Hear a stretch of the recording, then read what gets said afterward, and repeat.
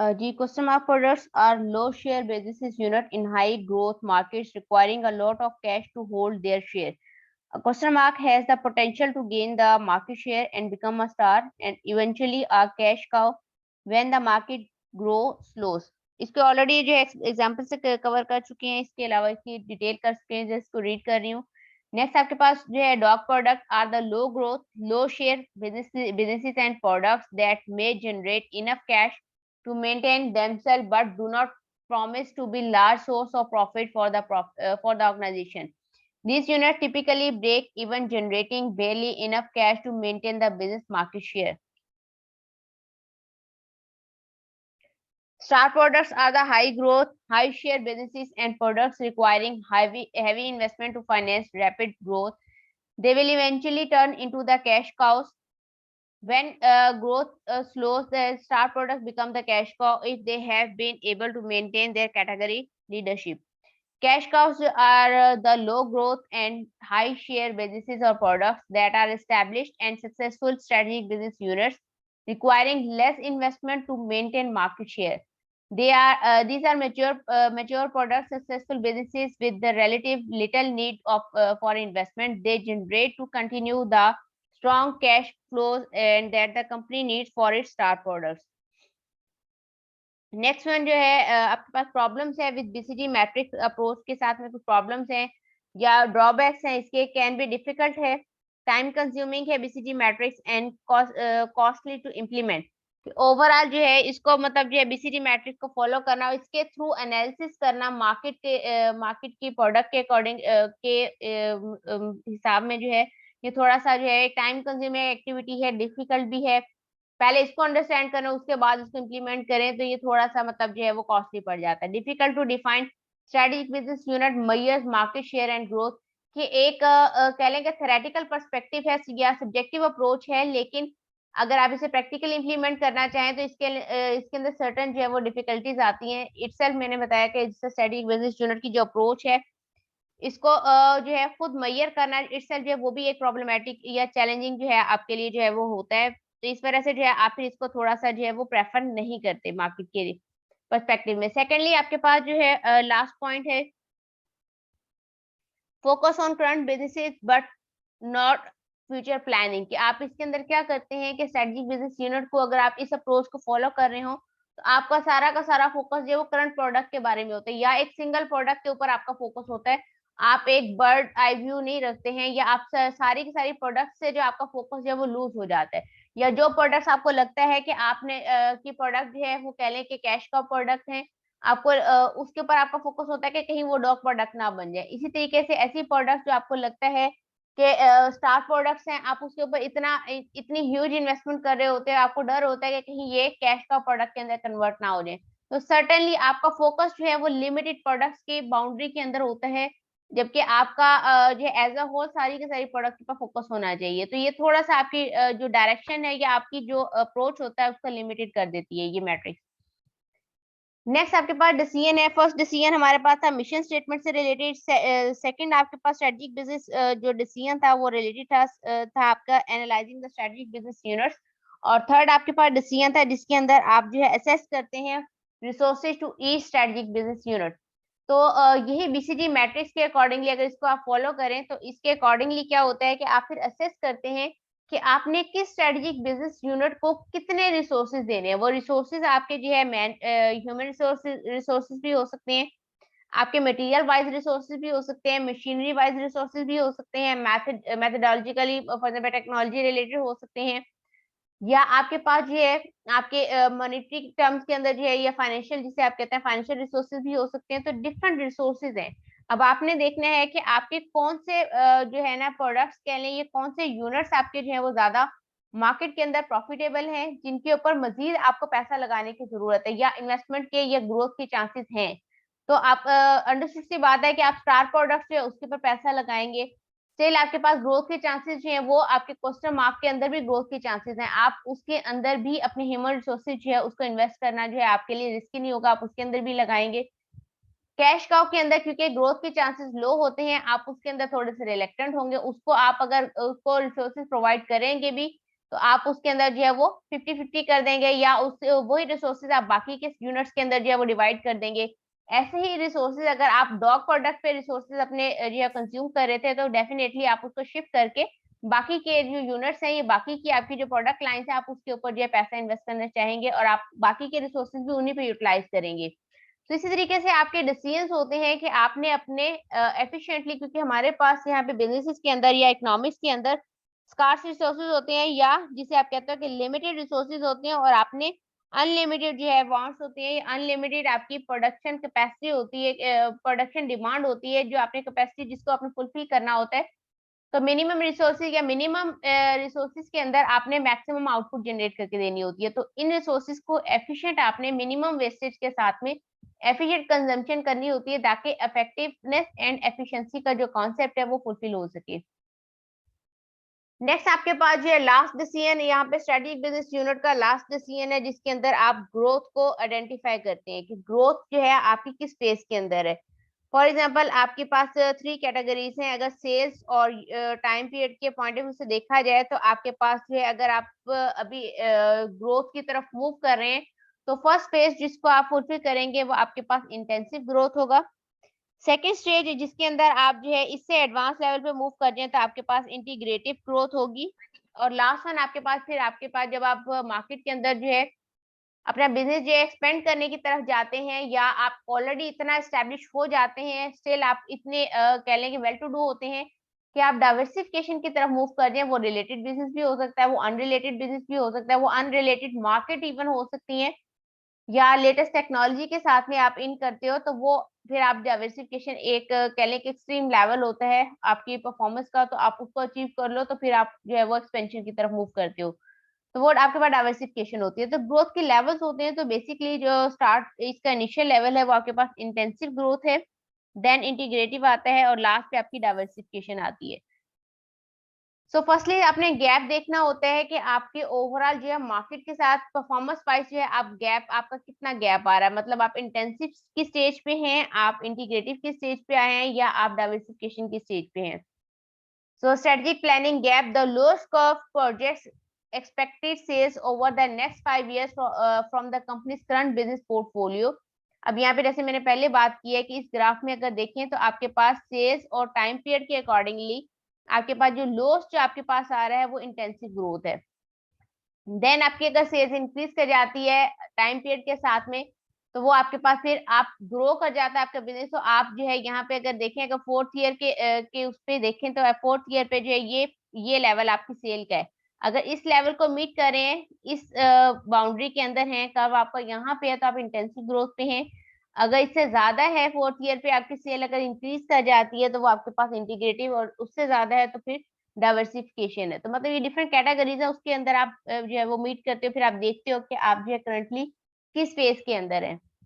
Next आपके पास जो है इंटेंसिव ग्रोथ है। इंटेंसिव ग्रोथ अगेन आपके पास जो है एंसॉफ जो है उसने प्रोडक्ट मार्केट एक्सपेंशन ग्रिड जो है एक कॉन्सेप्ट जो है, अगेन एक मैट्रिक्स है वो इंट्रोड्यूस की है। अगेन इसको भी देखने का सेम पैटर्न है कि एक तरफ मार्केट्स दी हुई है, एक तरफ प्रोडक्ट्स दी हुई है।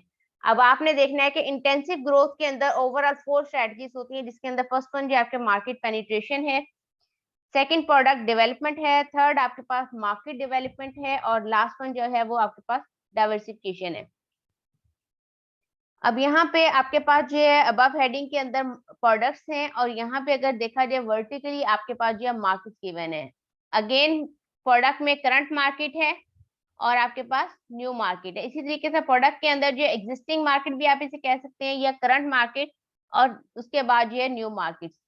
अब इसको अंडरस्टैंड करने का भी सेम पैटर्न है कि अगर करंट मार्केट के अंदर मींस ऑलरेडी एग्जिस्टिंग मार्केट के अंदर आप एग्जिस्टिंग प्रोडक्ट ही लॉन्च करेंगे, तो आपके पास जो है क्या होगा, मार्केट पेनिट्रेशन आपके पास जो है वो स्ट्रेटजी है वो आपके पास, या आपकी ग्रोथ स्ट्रेटजी क्या होगी कि वो मार्केट पेनिट्रेशन होगी। मतलब ऑलरेडी एग्जिस्टिंग मार्केट के अंदर आपने एग्जिस्टिंग प्रोडक्ट ही जो है वो इंट्रोड्यूस की है, तो यहाँ पे आप मार्केट के अंदर पेनिट्रेट करोगे। आपने एक नई प्रोडक्ट नहीं लॉन्च की, आपने कोई नई मार्केट एक्सेस नहीं की है, ऑलरेडी जो मार्केट जो है जहाँ पे आप ऑलरेडी सर्व कर रहे थे, आप उसके अंदर आपने ओवरऑल जो आपकी करंट प्रोडक्ट चल रही थी उसी को आप सर्व कर रहे हो। तो मीन आप यहाँ पे इस तरह की स्ट्रेटजी के अंदर मार्केट पेनिट्रेशन कर रहे हो। सेकंड आपके पास जो है मार्केट करंट है, करंट मार्केट है या एग्जिस्टिंग मार्केट के अंदर आप न्यू प्रोडक्ट लॉन्च कर रहे हो, एक नई प्रोडक्ट आपने मार्केट के अंदर इंट्रोड्यूस किया, तो इस केस के अंदर आप प्रोडक्ट डेवलपमेंट कर रहे हो, मींस आपकी जो ग्रोथ की फेस है वो प्रोडक्ट डेवलपमेंट पे है। अगर आपकी मार्केट ऑलरेडी आपकी एग्जिस्टिंग मार्केट के अंदर न्यू प्रोडक्ट लेकर आ रहे हो तो वो आपके पास प्रोडक्ट डेवलपमेंट हो जाएगी। नेक्स्ट आपके पास है कि आपकी मार्केट नई है लेकिन प्रोडक्ट पुरानी है। अब आपकी ऑलरेडी जो प्रोडक्ट चल रही थी आपकी एक जगह सक्सेसफुल हो गई, अब आपने क्या किया कि आपको लगा कि ये इस मार्केट के अंदर जो है ना, इसने जितना ये इसने एक ग्रोथ का लेवल अचीव करना था कर चुकी है, फिर आप क्या करते हो उसको किसी और मार्केट के अंदर भी इंट्रोड्यूस करवाने की तरफ मूव करते हैं। तो मतलब एक से ज्यादा मार्केट के अंदर आप जो है मार्केट या एरिया वाइज उसको जो है एक्सपेंड कर रहे हैं, प्रोडक्ट आपकी सेम है, तो इस केस के अंदर आप क्या कर रहे हो कि मार्केट डेवलपमेंट कर रहे हो, मीन्स जो चीज आप न्यूली इंट्रोड्यूस कर रहे हो वो आपके पास जो है उस चीज की डेवलपमेंट हो जाएगी। अगर प्रोडक्ट नई है मार्केट पुरानी है तो प्रोडक्ट डेवलपमेंट हो जाएगी, अगर प्रोडक्ट पुरानी है मार्केट नई है तो वो आपके पास मार्केट डेवलपमेंट हो जाएगी। और अगर प्रोडक्ट भी पुरानी है मार्केट भी पुरानी है तो आप जो है वहां पे न्यू प्रोडक्ट डेवलपमेंट नहीं होगी, न्यू मार्केट डेवलपमेंट नहीं होगी, वहां पे मार्केट पेनिट्रेशन होगी, मतलब ऑलरेडी एग्जिस्टिंग मार्केट के अंदर आप पेनिट्रेट कर रहे हो, वो पेनिट्रेशन जो है वो डिफरेंट स्ट्रेटजीज के थ्रू पेनिट्रेट करते हो। नेक्स्ट आपके पास फोर्थ फेज है जिसके अंदर क्या है कि मार्केट न्यू है प्रोडक्ट भी न्यू है। जब आपकी प्रोडक्ट भी नहीं होगी मार्केट भी नहीं होगी तब उस टाइम पे आप क्या करेंगे, डाइवर्सिफिकेशन कर रहे होंगे, मतलब अपने पोर्टफोलियो को या एक पहले ऑलरेडी जो प्रोडक्ट बना रहे थे उससे हटके कोई काम कर रहे हो, अब उससे हटके काम करो और उसको आपने एक नई मार्केट के अंदर इंट्रोड्यूस करो। अगर एग्जिस्टिंग मार्केट में न्यू प्रोडक्ट को लॉन्च करते हैं तो फिर तो आपके पास जो है क्या होता, एग्जिस्टिंग मार्केट में न्यू प्रोडक्ट को लॉन्च करते हैं तो प्रोडक्ट डेवलपमेंट हो जाती। अब अगर आप न्यू प्रोडक्ट को लॉन्च कर रहे हैं न्यू मार्केट में कर रहे हैं इट मीन आप डाइवर्सिफिकेशन कर रहे हो, तो ये इंटेंसिव ग्रोथ या intensive product market expansion grid के अकॉर्डिंगली ये आपके पास जो है ये पैटर्न जो है वो फॉलो करते हैं कि अगर आपके पास एग्जिस्टिंग मार्केट है या इसको करंट का वर्ड भी यूज कर सकते हैं, करंट मार्केट है करंट प्रोडक्ट है तो मार्केट पेनिट्रेशन होगी, करंट प्रोडक्ट है लेकिन मार्केट न्यू है तो आपके पास मार्केट डेवलपमेंट हो जाएगी, न्यू प्रोडक्ट है लेकिन करंट मार्केट में आप उसको लॉन्च कर रहे हैं तो आपके पास प्रोडक्ट डेवलपमेंट हो जाएगी, और फाइनली अगर प्रोडक्ट भी न्यू है मार्केट भी न्यू है तो आपके पास डाइवर्सिफिकेशन हो जाएगी। सेकंड इसको जो है वो रीड कर लीजिएगा, सेम आपके पास एग्जांपल्स भी इसके अंदर मेंशन है।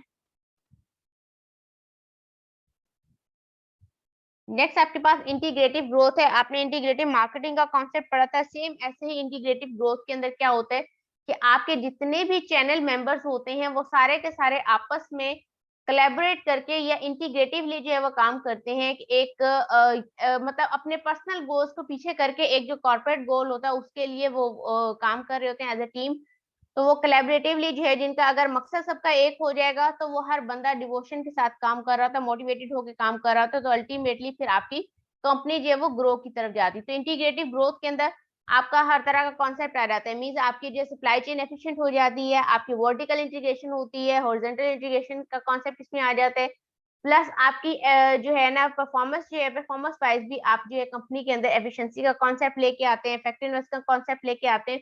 तो इंटीग्रेटिव ग्रोथ आपकी तभी होती है जब ये सारे के सारे जो चैनल मेंबर्स हैं, अब यहाँ पे अगर डायग्राम में देख लें सेंटर में कंपनी है, साइड पे आपके पास डिस्ट्रीब्यूशन चेन है, आपके जो है वो सप्लायर्स हैं, कंपेटिटर्स आपके साइड पे हैं, तो ये सारे के सारे आपस में जो है इतना कह लें कि ज्वाइंटली काम कर रहे होते हैं कि ये सारे जो है ना अल्टीमेटली आपकी कंपेटिटर्स को कम्पीट कर रहे होते हैं, मार्केट के अंदर आपकी कंपनी जो है वो सक्सेसफुल होती है, वो ग्रो कर रही होती है। Next one is the diversification growth. Diversification जो है इसके अंदर आपके पास फर्दरली 3 कैटेगरीज है, जिसके अंदर कंसेंट्रिक ग्रोथ है, हॉरिजॉन्टल ग्रोथ है एंड कॉन्ग्लोमरेट ग्रोथ डाइवर्सिफिकेशन इसके अंदर आ जाती है। कंसेंट्रिक डाइवर्सिफिकेशन या ग्रोथ की स्ट्रेटजी जो है इसके अंदर क्या होता है कि आपके पास, चलें इसको रीड कर लेते हैं फिर इसको एग्जांपल से क्लियर करती हूँ। Technological synergy with existing product line appealing to a new group. अब इसके अंदर कंसेंट्रिक में क्या होता है कि आप एक ही प्रोडक्ट की टेक्नोलॉजी या उसके कह लें कि प्रोसेस सेम होता है, उसकी प्रोडक्ट लाइन सेम होती है, मतलब प्रोडक्ट जो है वो रिलेटेड होती है। अब आप क्या करते हैं कि प्रोडक्ट लाइन के अंदर जो लिटिल बिट जो है डाइवर्सिफिकेशन ले आते हैं या चेंज लेके आते हैं। फॉर एग्जांपल अगर आप ऑलरेडी जो है एक केक बनाने की बिजनेस के अंदर थे। अब आप क्या करते हैं कि आपने देखा कि केक आपका जो प्रोडक्ट्स है वो मार्केट के अंदर सक्सेसफुल है। अब उसी केक की प्रोडक्ट के साथ में आप क्या करें, पैरेलली जो है वो पेस्ट्रीज बनाना स्टार्ट कर दें। तो ये एक आपके पास जो है वो रिलेटेड डाइवर्सिफिकेशन हो जाती है। कंसेंट्रिक बेसिकली क्या होता है कि आप मार्केट के अंदर जो है जो आपकी एग्जिस्टिंग प्रोडक्ट चल रही होती है उसी प्रोडक्ट लाइन को ही फर्दरली जो है एक्सपेंड करती हो, या प्रोडक्ट डेप्थ लाइन के अंदर जो है वो डेप्थ का कॉन्सेप्ट ले आते हो। तो उसके अंदर क्या करते हैं कि लेटेस्ट जो है वो और प्रोडक्ट जो है उसके अंदर इंट्रोड्यूस कराना स्टार्ट कर देते हो, लेकिन वो रिलेटेड होती हैं। ऐसे नहीं कि आप एक तरफ जो है वो फूड आइटम बना रहे हैं, साथ में आप जो है वो क्लोथिंग का बिजनेस स्टार्ट कर दें, या आप जो है फर्दरली जो है वो कह लें कि कोई जो है इलेक्ट्रॉनिक अप्लायंसेस शुरू कर दें, का बिजनेस स्टार्ट कर दें, तो मतलब ये अनरिलेटेड डाइवर्सिफिकेशन हो जाएगी। तो कंसेंट्रिक डाइवर्सिफिकेशन जो है वो बेसिकली आपकी जो है लेटेस्ट जो करंट आपकी टेक्नोलॉजी होती है, करंट प्रोसेसेस होते हैं, या करंट प्रोडक्ट लाइंस होती हैं, उन्हीं के साथ जो है पैरेलली जो है आप जो है नई कोई प्रोडक्ट जो है वो मार्केट के अंदर लॉन्च करते हैं, लेकिन वो पहली प्रोडक्ट जो एग्जिस्टिंग चल रही होती है उससे रिलेटेड होती है। फॉर एग्जाम्पल इसके अंदर अगर आप देखें तो ऑलरेडी अगर आप केक का बिजनेस कर रहे हैं तो अब आप पेस्ट्रीज बनाना स्टार्ट कर दें, या आपका स्कूटर का बिजनेस है तो आप उसके साथ में मोटर बाइक्स बनाना स्टार्ट कर दें, या मोटर बाइक्स का बिजनेस है उसके अंदर आप जो है वो स्पोर्ट्स के बाइक्स बनाना स्टार्ट कर दें। तो मतलब ये रिलेटेड डाइवर्सिफिकेशन है, प्रोडक्ट की ओवरऑल लाइन सेम है लेकिन उसके अंदर वेरिएशंस लेकर आ रहे हैं, डाइवर्सिफिकेशन लेकर आ रहे हैं। तो कंसेंट्रिक डाइवर्सिफिकेशन के अंदर क्या होता है कि प्रोडक्ट की जो कैटेगरी होती है वो सेम होती है। नेक्स्ट फॉर एग्जांपल अगर आप लैपटॉप बना रहे थे, ये सारी एग्जांपल्स मैं कंसेंट्रिक डाइवर्सिफिकेशन में दे रही हूँ। अब जो फॉर एग्जांपल अगर आपका लैपटॉप का बिजनेस था, अब आपने देखा मार्केट के अंदर जो है लैपटॉप जो सक्सेसफुल है, लेकिन लैपटॉप से भी कोई जो है ना कह लें कि चेंज फॉर्म जो है मार्केट के अंदर डिमांड की जा रही है। तो आप क्या करते हैं, लैपटॉप के साथ में आप जो है टैबलेट्स का बिजनेस स्टार्ट कर दें, या आप उसी के साथ साथ जो है मोबाइल्स का बिजनेस स्टार्ट कर दें। तो मतलब टेक्नोलॉजी आइटम है, या इसी के साथ साथ जो स्मार्ट वॉच जो आपके पास होती है, स्मार्ट वॉचेस होती हैं, वो बनाना स्टार्ट कर दें। तो ये सारी की सारी एक ही प्रोडक्ट लाइन है, जिनकी फंक्शनिंग सेम है, जिनकी टेक्नोलॉजी सेम है, जिनके प्रोसेसेस सेम होते हैं। तो उसके अंदर क्या होता है कि प्रोडक्ट लाइन आपकी जो है वो एक ही आ रही होती है। तो कंसेंट्रिक डाइवर्सिफिकेशन में क्या होता है कि प्रोडक्ट आप एक से ज्यादा तरह की प्रोडक्ट बनाते हैं, लेकिन वो आपस में रिलेटेड होती है, जिनके फंक्शंस ऑलमोस्ट सेम होते हैं। सेकंड आपके पास है horizontal diversification, technological unrelated to its current product line, अपनी करंट प्रोडक्ट लाइन से डिफरेंट होती है, appealing to current customer, current customer को ही सर्व करना है जिनको आप ऑलरेडी मार्केट के अंदर सर्व कर रहे थे, लेकिन प्रोडक्ट लाइन जो आप करंटली जो चीज आप जो है मार्केट के अंदर सेल कर रहे थे, अब आपने उससे थोड़ी सी रिलेटेड रहने हैं, लेकिन आपने ओवरऑल जो है लेकिन आपने करंट प्रोडक्ट लाइन से आपने आपको चेंज कर देना। फॉर एग्जाम्पल अगर आप बात करें इसके अंदर, आप रेफ्रिजरेटर का बिजनेस कर रहे थे, अब आप क्या करें, रेफ्रिजरेटर के साथ साथ आप एसी बनाना भी स्टार्ट कर दें, या एसी जो है वो भी मार्केट के अंदर सेल करना स्टार्ट कर दें। तो ये आपके पास हॉरिजॉन्टल डाइवर्सिफिकेशन हो जाएगी। इससे पहले हमने जो लास्ट टाइम क्लास में डिस्कस किया था वो हॉरिजॉन्टल इंटीग्रेशन थी। अब हम हॉरिजॉन्टल डाइवर्सिफिकेशन की बात करें, दोनों कॉन्सेप्ट को मिक्स ना कीजिएगा। सो हॉरिजॉन्टल डाइवर्सिफिकेशन में ये होता है कि इसमें भी ऑल्दो आपकी प्रोडक्ट टू सम एक्सटेंट जो है वो रिलेटेड होती है एग्जिस्टिंग प्रोडक्ट से, लेकिन इतनी ज्यादा रिलेटेड नहीं होती, मींस प्रोडक्ट लाइन जो है वो आपकी डिफरेंट हो जाती है।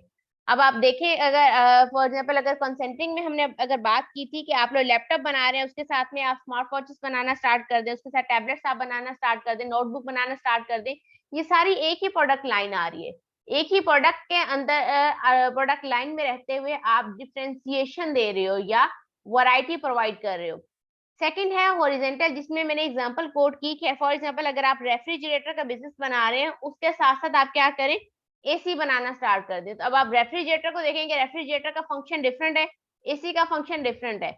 तो हॉरिजॉन्टल डाइवर्सिफिकेशन में ये होता है कि आप टू सम एक्सटेंट रिलेटेड रहते हैं बिजनेस की लाइन में। अब ये नहीं किया कि आपने रेफ्रिजरेटर के साथ साथ जो है फूड चेन का बिजनेस स्टार्ट कर दिया, मतलब इतना आउट ऑफ द वे जाके आपने काम नहीं करना, आपने रहना उसी बाउंड्री के अंदर है, सर्टेनली रिलेटेड रहना है ऑलरेडी एंगेज बिजनेस के साथ, लेकिन आपकी प्रोडक्ट लाइन डिफरेंट हो जाएगी। कंसेंट्रिक में आपकी प्रोडक्ट लाइन सेम रहती है, हॉरिजॉन्टल में आपकी प्रोडक्ट लाइन सेम नहीं रहती, डिफरेंट प्रोडक्ट लाइन से आप जो है उसके ऊपर ऑपरेशन जो है वो स्टार्ट कर देते हैं। लास्ट वन आपके पास कॉन्ग्लोमरेट है। कॉन्ग्लोमरेट डाइवर्सिफिकेशन में ये होता है कि ना तो आपके पास प्रोडक्ट जो है वो भी आपकी जो है वो नहीं सेम नहीं होती है, मार्केट भी सेम नहीं होती, कस्टमर भी सेम नहीं होते, टेक्नोलॉजी भी डिफरेंट होती है। मतलब कॉन्सेंट्रिक और कॉन्ग्लोमेरेट आपस में एक दूसरे के अपोजिट कॉन्सेप्ट है। यहाँ पे आपने अनरिलेटेड डाइवर्सिफिकेशन करनी है। फॉर एग्जाम्पल अगर यहाँ पे अगर बात की जाए कि आप फॉर एग्जाम्पल जैसे मैंने स्टार्ट में एग्जांपल दी थी कि जैसा नेस्ले है, अब नेस्ले क्या कर रहा है कि वो एक से ज्यादा प्रोडक्ट्स बना रहा है। अब हर उसकी प्रोडक्ट जो वो दूसरे से टोटली डिफरेंट है। फॉर एग्जाम्पल अगर उसकी दो प्रोडक्ट्स की बात की जाए कि अगर वो बेबी प्रोडक्ट्स बना रहा है तो वो प्रोडक्ट्स जो है वो टोटली एक अलग प्रोडक्ट लाइन है। इसी तरह से अगर वो कोई और बिजनेस है, फॉर एग्जाम्पल नेस्ले जो है इसकी डेयरी प्रोडक्ट्स हैं, वो डिफरेंट प्रोडक्ट लाइन है। तो इस तरीके से अगर एक और इसकी लाइन उठा के देख ले, अगर नेस्ले की चॉकलेट्स हैं तो वो टोटली इन दोनों प्रोडक्ट लाइन से टोटली एक डिफरेंट लाइन है। तो मतलब डिफरेंट लाइंस जो है अगर आप उसके ऊपर वर्किंग कर रहे हैं, या आपके स्ट्रेटेजिक बिजनेस यूनिट इतने ज्यादा डाइवर्सिफाइड हैं जो आपस में टोटली रिलेटेड नहीं है, वो आपके पास कॉन्ग्लोमेरेट बनाएंगे। इसी तरीके से मैंने एक और एग्जांपल यहाँ पे दी थी एंग्रो की, कि एंग्रो के जो है अगर अगर आप बिजनेस उठा के देखें या स्ट्रेटेजिक बिजनेस यूनिट उठा के देखें तो एंग्रो के फूड्स, एंग्रो फूड्स के नाम से आपका बिजनेस जो है वो स्टेब्लिश है। एंग्रो के केमिकल्स हैं, एंग्रो के फर्टिलाइजर्स हैं। तो ये डिफरेंट आपके पास जो अगर ओवरऑल देखा जाए तो ये रिलेटेड नहीं है। आपके जो एंग्रो फूड जो है एक डिफरेंट आपके पास जो है वो कैटेगरी है। इसी तरह से एंग्रो के फर्टिलाइजर जो है वो डिफरेंट कैटेगरी है। तो इस तरीके से डाइवर्सिफाइड आपका किस्म का पोर्टफोलियो बनता है कॉन्ग्लोमेरेट में। जबकि कॉन्सेंट्रिक में क्या होता है कि आप एक ही प्रोडक्ट लाइन के अंदर रहते हुए डिफरेंट वेरिएशंस लेके आते हैं। तो ये ओवरऑल जो आपके पास ग्रोथ की स्ट्रेटजीज हैं। Next business unit planning, business planning है, स्ट्रेटेजिक प्लानिंग है। अब इसके अंदर वही सारा का सारा आपके पास जो है वो ग्राफ शो हो रहा है जो हम लोगों ने लास्ट टाइम की क्लास में डिस्कस किया था कि ओवरऑल जो है स्ट्रेटेजिक बिजनेस यूनिट या बिजनेस प्लानिंग के अंदर हम लोग जब भी आपसे बिजनेस प्लान पूछा जाएगा तो अगर लॉन्ग क्वेश्चन में भी आता है तो आप लोगों ने इसी पैटर्न को फॉलो करना है। मींस आपने मिशन बिजनेस की मिशन स्टेटमेंट एक्सप्लेन करनी है, देन आपने बिजनेस का स्वॉट एनालिसिस करना है। स्वॉट एनालिसिस के बाद आपने स्वॉट एनालिसिस के और मिशन के अकॉर्डिंगली आपने क्या करना है कि बिजनेस के गोल्स बनाने हैं।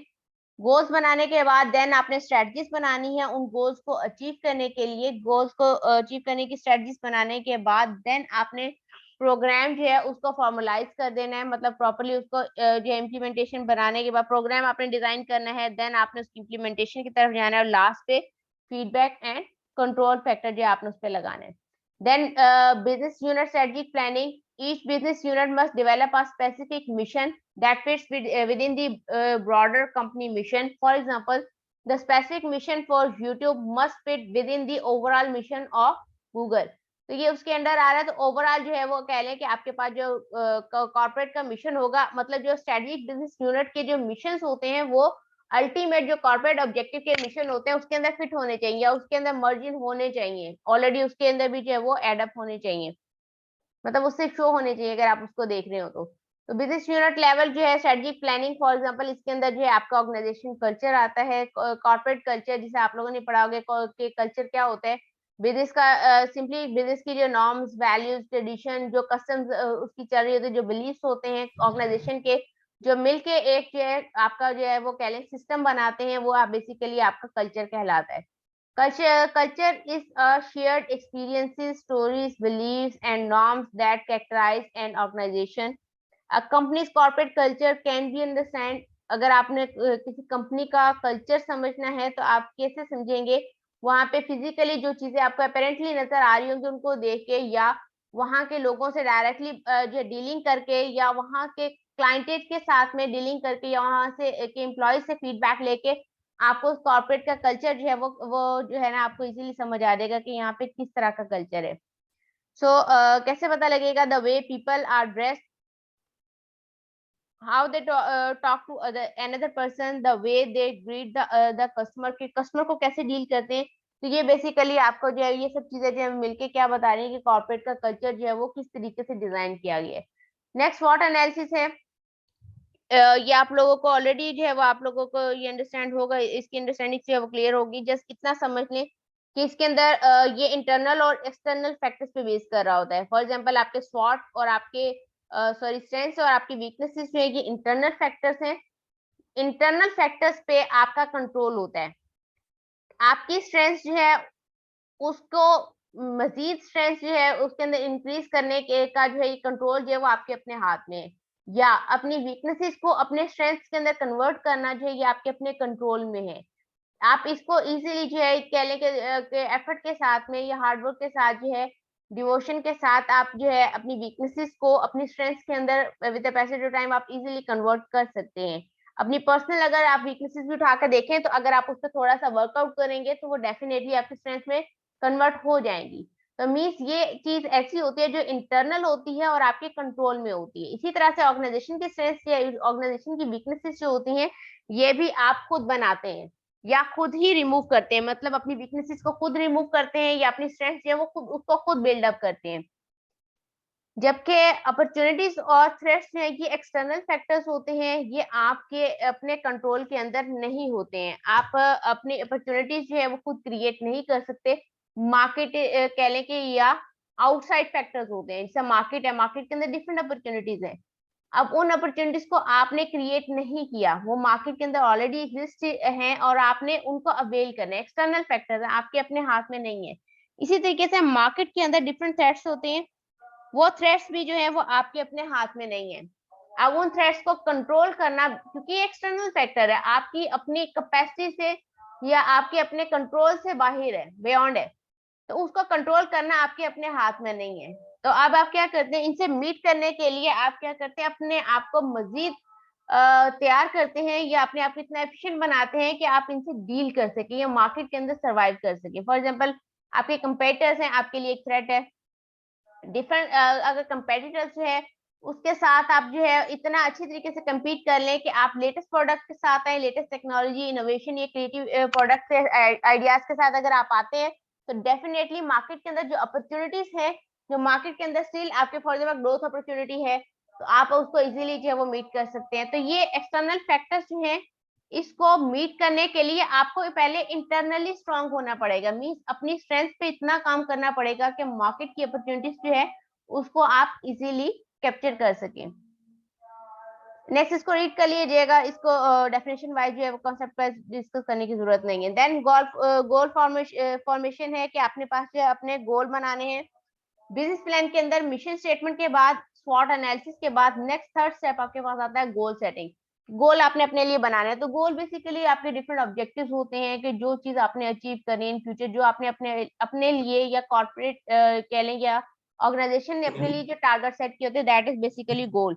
सो गोल जो है वो अगेन रियलिस्टिक होने चाहिए, स्पेसिफिक होने चाहिए, क्लियरली होने चाहिए और इजीली कह लें कि कम्युनिकेट होने चाहिए कि ओवरऑल ऑर्गेनाइजेशन के अंदर वाइडली शेयर होने चाहिए कि हर पर्सन को पता होना चाहिए कि ऑर्गेनाइजेशन के गोल्स हैं क्या, उसको अचीव करना जो है ये आपके अपने उसमें होता है कि आप लोगों ने उसको अचीव करना होता है। तो गोल फॉर्मेशन जो है after completing a SWOT analysis the firm can proceed to goal formation whereby it develops the specific goals for the planning period. Goals are objectives that are specific with respect to magnitude and time. Managing these objectives effectively requires these 4 criteria to be met. For example goals जो है वो आपके rank होने चाहिए, realistic होने चाहिए, quantified होने चाहिए, कंसिस्टेंट होने चाहिए। नेक्स्ट आपके पास जो है इसको जो है ना अभी ये करें कि इसको वाइंड अप करते हैं। नेक्स्ट क्लास के अंदर जो है इसको रिमेनिंग पार्ट को जो है वो डिस्कस कर लेंगे। ये ऑलमोस्ट आपके पास जो है 50 स्लाइड्स हो चुके हैं, बाकी रिमेनिंग आपके पास 30 स्लाइड्स जो है वो पेंडिंग है। इसको हम लोग नेक्स्ट लेक्चर के अंदर इंशाल्लाह कवर करेंगे। लेक्चर यहाँ पे एंड करें, अटेंडेंस जो है मार्क कर लीजिएगा। मैम